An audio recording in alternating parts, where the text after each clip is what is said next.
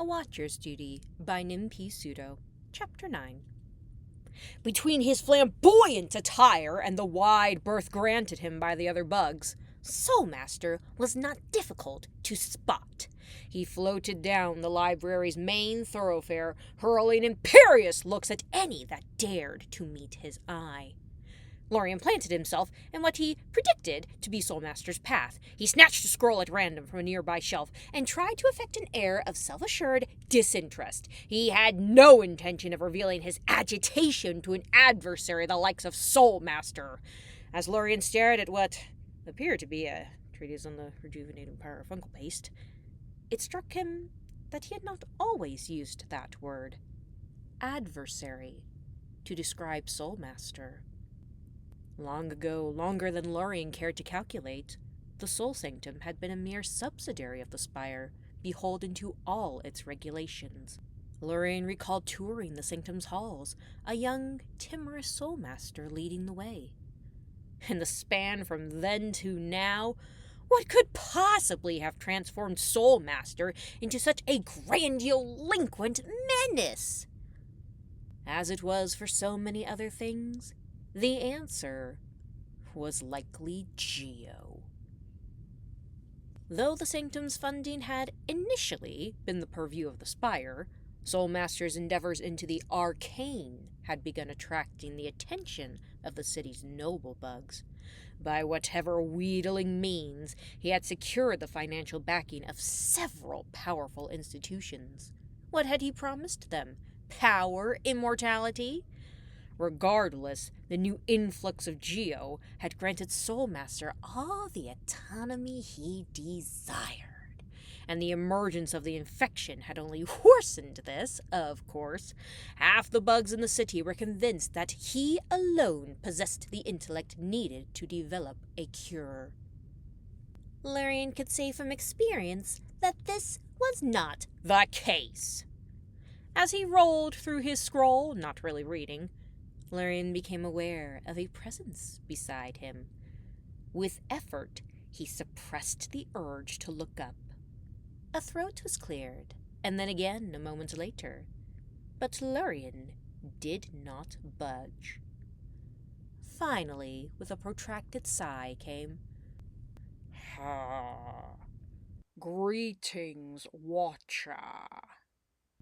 Lorien lifted his head. Before him hung Soulmaster, vestments billowing in non-existent wind, atrophied legs pendulating in open space. "What a surprise!" Lorien said. "Welcome to the Spire." Soulmaster's great flapping mouth tightened briefly. "Surprise! My most recent missive warned of my arrival. Was it not received?" Lorien considered the red flare of his fireplace.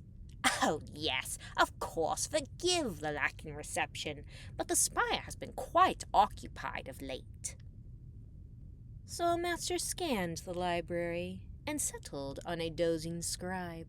A half-finished scroll was crumpled under the scribe's mask like a frilled pillow. "Indeed," Soulmaster said. "I have not seen a bustle of this scale since my last visit to the King's Theatre." Lorien did not react to the jab, instead making a show of returning to his scroll. "So, what brings you here? Have you come for reading material, pleasantries perhaps? I have enough time to accommodate an afternoon chat, but can promise nothing more." "As stated in my missive," Soulmaster said, his every word a nail, "I have arrived to inquire about my previous request." "A plethora of requests cross the Spire's threshold every day. You must remind me." "The vault! The Pale Vault! You—" Soulmaster's mouth snapped shut. He exhaled, and the gust faded from his cloak. Lorien rolled to the next section of his scroll. "Ah, that one." Soulmaster paused to reclaim his formality. I await your reply to my humble request of free access to the Pale Vault within the spire. It is of supreme importance. The king's endeavors into the nature of soul could prove the final key to my research.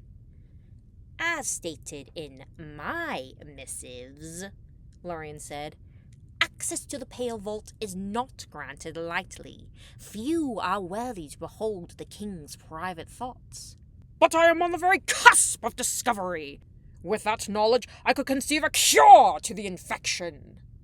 If such knowledge existed in the Pale Vault, do you not suppose that the king would have already eliminated this plague? Soulmaster turned his head. The king has ruled Hallownest for generations.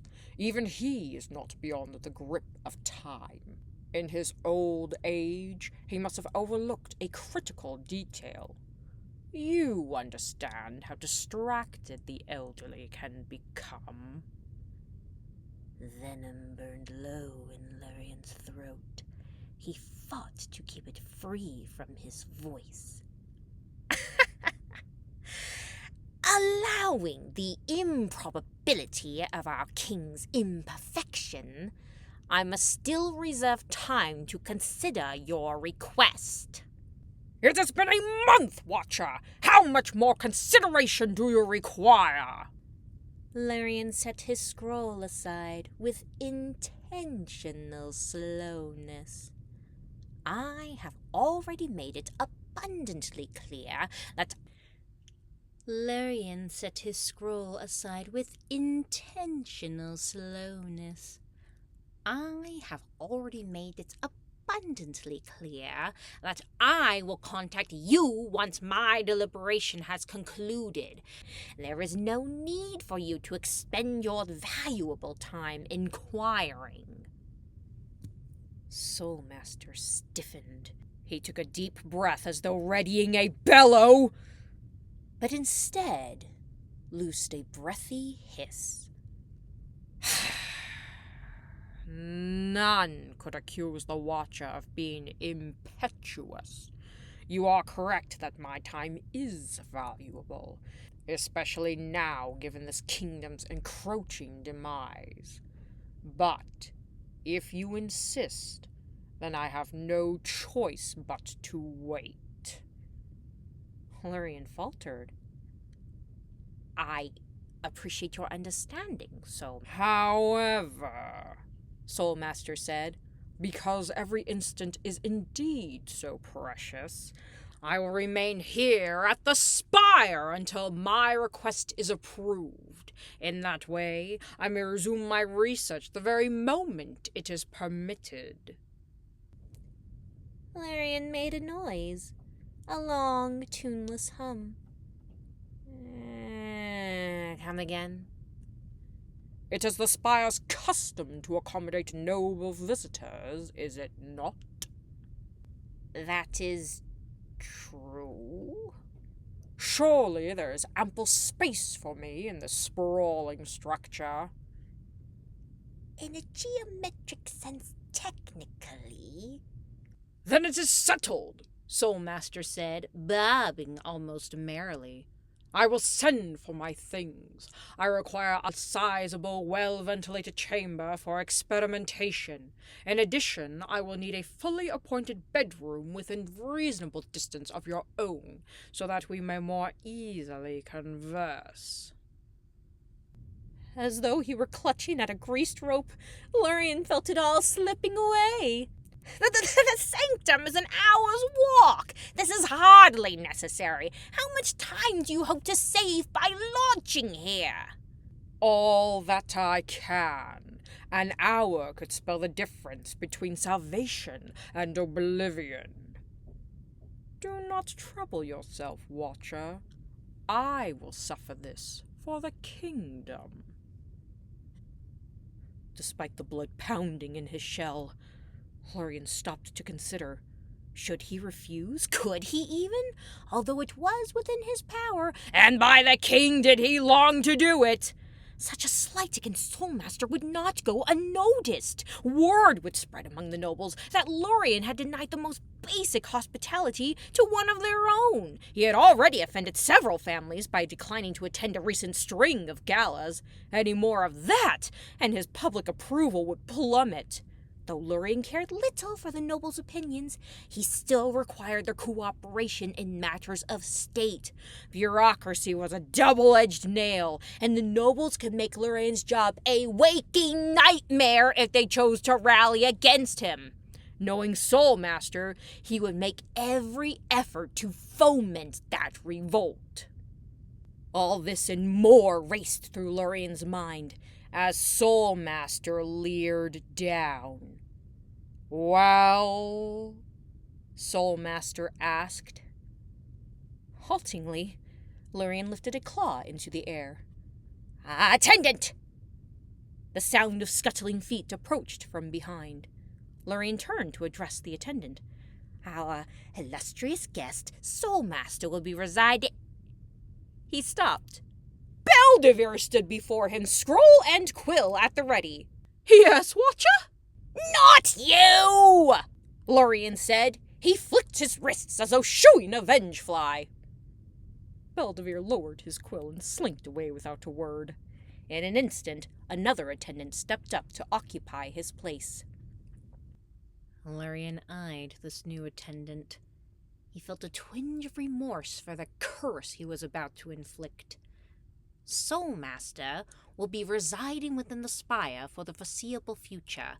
Provide him with lodging befitting his station. Do your utmost to fulfill his requests in the coming days. You are to be his prime assistant. To her credit, the attendant did not hesitate, instead granting Soulmaster a lavish bow and gesturing toward the elevator across the library. Soulmaster chuckled. "Watcher, your generosity is without equal. Once my effects are in order, we will speak again soon. I hope to make of our chats a frequent habit." With that, he floated off, head high in triumph. Lorien's back popped as he fell into a hunch. He shook his head, a tiny, unconscious gesture. How had it gone so wrong so quickly? What should he have done? What could he have? "Who's the funny gas bag?" Lorien jolted. Hornet was standing beside him, an enormous tablet balanced on her head. A tremble of exertion ran through her neck and arms, but she seemed unbothered. Lorien steadied himself, straightened. "That individual is Soulmaster, a noble of significant influence within the city. We will be accommodating him for the time being." Soulmaster drifted through a choked intersection, berating those that impeded his progress. "And I thought you were grumpy," Hornet said. Lorien did not comment. "How long is he staying?" "As long as I refuse to grant what he desires." Hornet's head cocked, and the tablet slid dangerously. "What does he want?" "To delve the library of your father's making, a place replete with ancient knowledge, the sort that Soulmaster would not hesitate to exploit." "But they're just a bunch of dusty scrolls, right? Who cares? They're all over the place. Let him look and then he'll leave." Lorien considered how best to respond. "Do you recall our meeting with the songstress, when you injured me with that feat of soul?" Hornet lowered her tablet, resting its edge on the ground, as though she were a shielded knight in a pose of contrition. "Yes. I'm really sorry." Lorien waved a claw, absolving her yet again. "You wielded a power that you did not understand, and with it came a consequence. Though you have the dignity to regret that misdeed, Soulmaster long ago lost such capacity. Were I to grant him access to the vault, then he might unearth a power exponentially more destructive than yours. Hornet reached up to brush the tassel of the toy nail on her back. It was a tentative gesture, as though she feared she might be cut. But enough of that, Lorien said quickly. How goes your reading? Oh, it's good. Well, tell me of it. With a grunt, Hornet hefted the tablet and flipped it over. Wobbling all the while, she cradled it against her chest and ran a digit over the script. The land of Farloom, a wanderer's journal by Elalina the Chronicler. Ah, I am familiar with that work, Lorien said. It paints a glowing portrait of that silk-song kingdom. I know! Hornet squealed. Isn't it amazing? They have this place called a Citadel. I have to see it! Can we visit soon? Briefly, Lorien envisioned the perils that a journey halfway across the known world would entail. No. But why? Hornet implored. For the same reason I deny you free reign of the city. You are a princess. Someone of your station is not meant to be endangered. Hornet muttered something about scaredy flies, but pressed no further. And, as we circle the subject of personal safety, Lorien said, I feel that I must make myself thoroughly understood. Heed me now, child. You are to avoid Soulmaster at all costs. He is not like the songstress. He cannot be appeased with something as simple as a royal audience. If he were to learn your identity, he would... I do not know what he would do, but believe this, it would be utterly despicable. Hornet set her gaze firmly on Soulmaster. Some other poor bug had attracted his ire and was suffering the verbal lash. You really don't like him, Hornet observed. I suppose I do not. Do you want me to get rid of him? Get rid of? Lorien balked.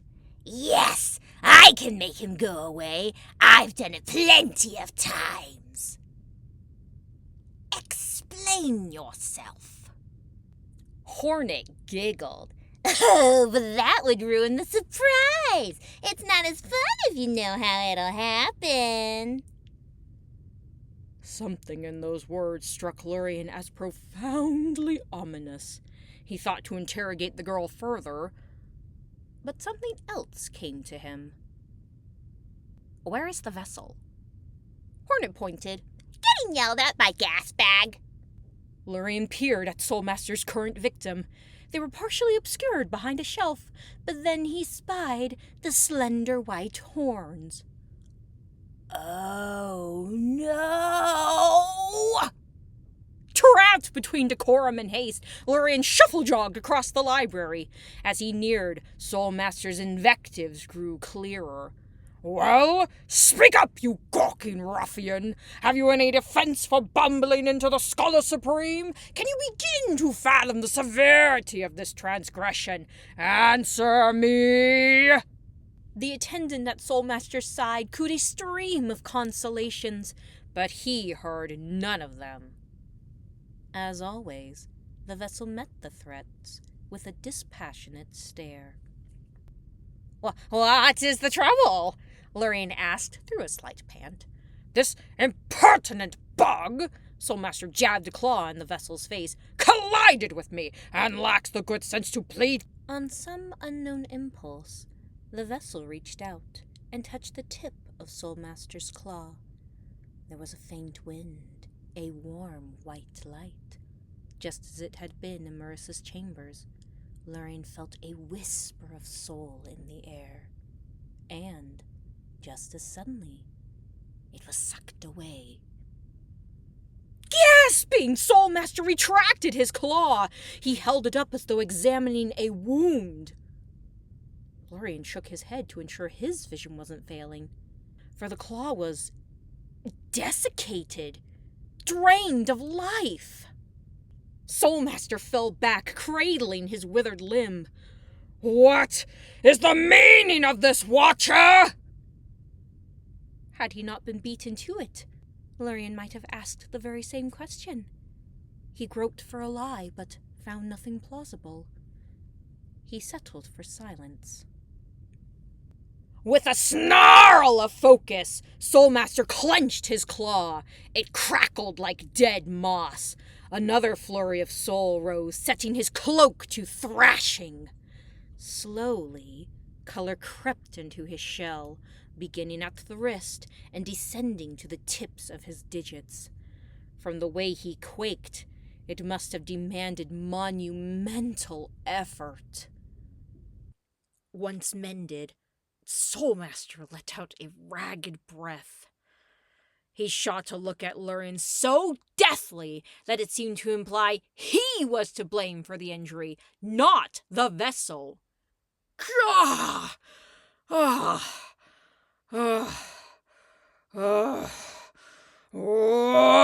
Explain this! Soulmaster shouted. It appears to have been an act of soul, Lurien said. He felt as though he were made of shellwood, a thin board about to topple. Of course it was an act of soul! Anyone could perceive that! Why is this bug capable of advanced soul manipulation without any mechanical assistance? Lurien coughed, one wheezing puff. I could not say. That is not a field of study in which I have expertise.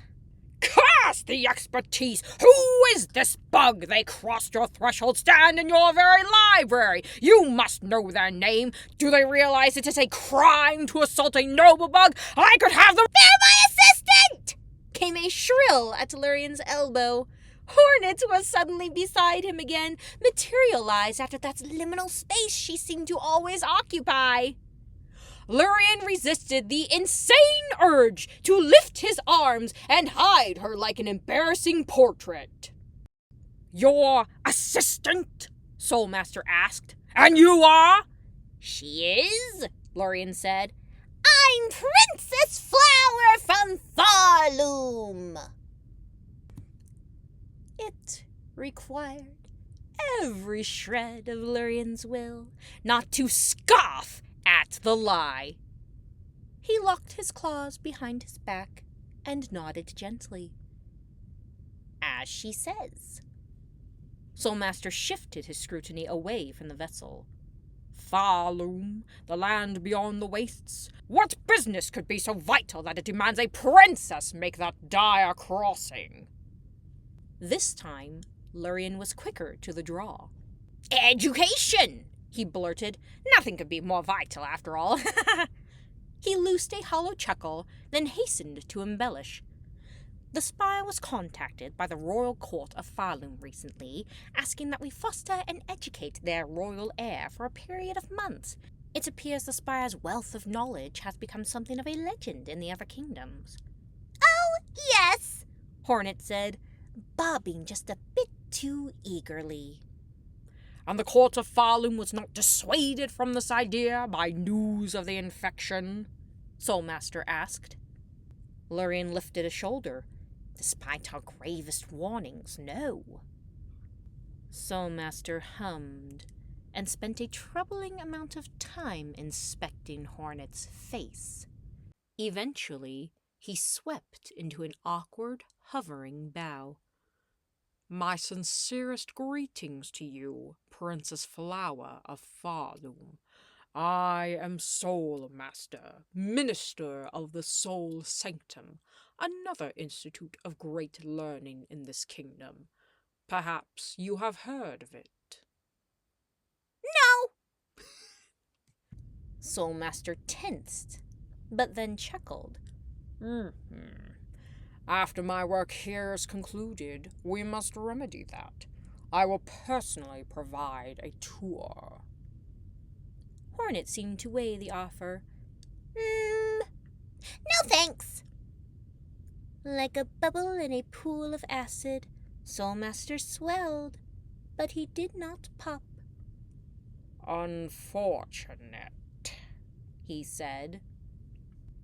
At a covert sign from Lorien, the attendant gestured at the elevator and suggested in a honeyed voice that Soulmaster inspect his sleeping accommodations. But Soulmaster did not even glance at her, instead returning to the vessel.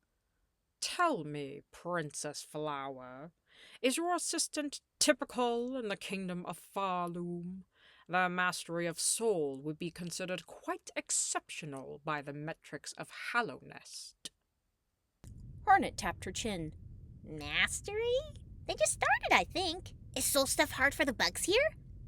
Quite hard, yes. I take your reaction to imply that soul manipulation is common among the populace of Farloom. Lorien could feel the deception beginning to taunt her. With every added question, it grew closer to collapse. He placed a warding claw on Hornet's shoulder, but the girl was oblivious. She laughed as though having scored a point in a game. Ha! Of course, even I can do it! Impressive, most impressive, Soulmaster said. Could I trouble you for a demonstration? Lorien's grip tightened. Maybe not today, Hornet said, as though finally realizing her position. What of your assistant? Soulmaster asked. I would be willing to overlook their earlier offense in exchange for a show of Farloomian soul magic. They're tired, Hornet said. Soulmaster leaned in toward the vessel. They do not look it. He made a curious noise. Is your assistant native to Farloom? They bear a certain familiar aura. This had gone long enough. The scalpel of Soulmaster's inquiry was cutting too deeply. Much longer, and it would draw blood. Lorien needed a distraction, something else to occupy his guest. But what would pique Soulmaster's interest? What did he even care for beyond power and his own aggrandizement? Then it came, in a flash. My apologies, Soulmaster, Lorien said in his most executive tone, but these two must be moving along. So soon? Soulmaster asked in a way that bordered on malice. We have just begun. I have many more questions. Yes, it is unfortunate, but much more dawdling, and they will be late for rehearsal. Rehearsal? Lorien nodded, feigning hesitance. It had been my hope to surprise you, but I have little skill for secrecy. For some time, the Spire has been producing a theatrical performance chronicling your personal history. Given our long-standing friendship... He paused to choke back the bile. We thought this an appropriate way to honor you. Soulmaster faltered, so much so that he nearly fell out of the air. After a few clumsy attempts at a reply, he collected himself. I did not know you were aware of my fondness for theatre. I am the Watcher, am I not? When will it be complete? Soulmaster asked. As chance would have it, a matter of days. I look forward to it, Soulmaster said. It was the most guileless thing that Lorien had ever heard emerge from Soulmaster's mouth. By some sweet mercy of the king, when the attendant repeated her entreaty to Soulmaster, he actually acquiesced. Lorien waved as the attendant guided a dazed Soulmaster toward the elevator and out of sight. "Phew, that was close," Hornet said. "Gasbag is so nosy." "Close?" Lorien wheeled on the girl. "An egregious understatement if I ever heard one. We scat unexpected catastrophe! Did I not just warn you to avoid him? Spirit needed help! I am aware, Lorien growled, but I could have resolved that situation well enough without you. Okay, fine, I'm sorry, but it's too late now. Indeed it is, Princess Flower.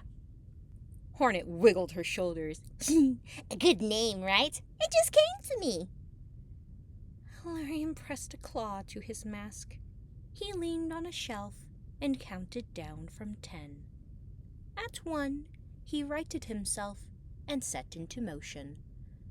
Come along, children. The girl and the vessel fell into step. Where are we going? Hornet asked. To prepare a play.